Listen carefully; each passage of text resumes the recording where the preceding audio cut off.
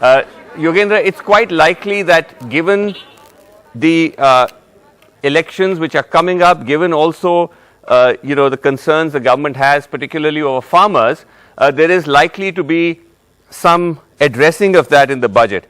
What do you think should happen, ought to happen as far as farmers, agriculture is concerned in the budget versus what do you think is actually going to happen? You know what, Vasu, I was watching your coverage earlier, and Dalal, the person who spoke from Dalal Street mentioned agriculture. I said, yeah, this is something. If Dalal Street talks about agriculture, we must be in for good times. I noticed that as well. You see, as farmers, I think farmers' expectations are three. I'll put it very simply: insaf, inam, or iman. Insaf, which is to say you're just due, because this is the first budget after an extraordinary historic farmers movement. And the least the farmers can expect is that they would now begin to get their due share. What would that mean? Number one, legal guarantee for MSP.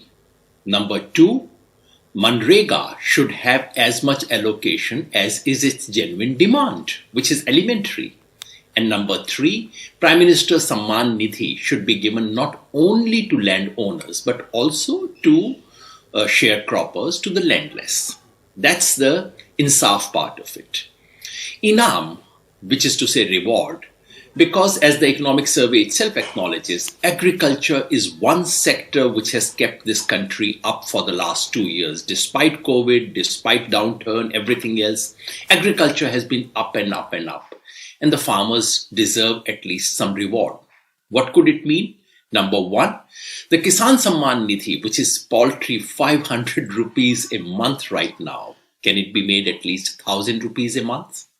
And secondly, on MSP, forget the legal guarantee. The reward would mean at least fulfilling the existing commitments of the government.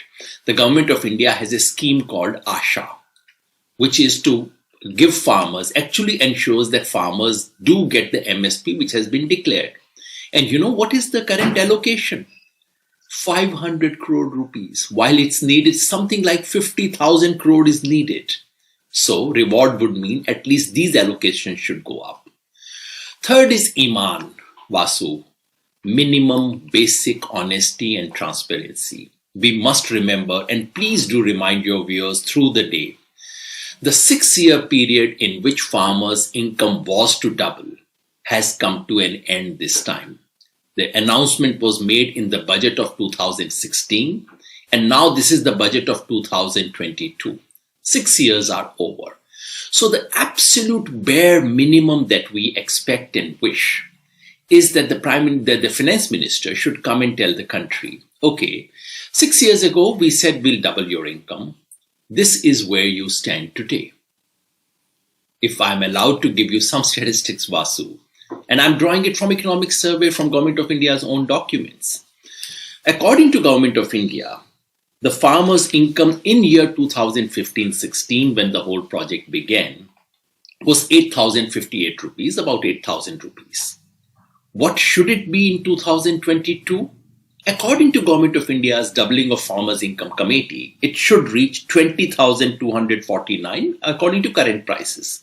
So it should be about 20,000. Where do they stand?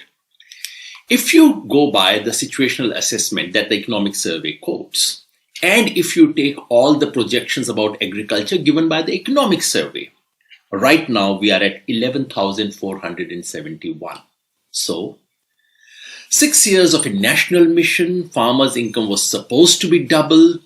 It's actually almost half of what it was claimed. And if you go by farmers' income from cultivation, Vasu, it's actually reduced in the last 6 years. Can you believe it? And this is the period when it was supposed to go up. So honesty would require sharing honest picture with the country. Why is it that this mission failed? Why is it that the government did not even have a sincere tracker to tell us what's happening on this right now? And what is it that the government plans to do? Are they planning to extend it by another 2 years, 3 years? When would the income double and exactly how? So these are my expectations from the farmer's point of view.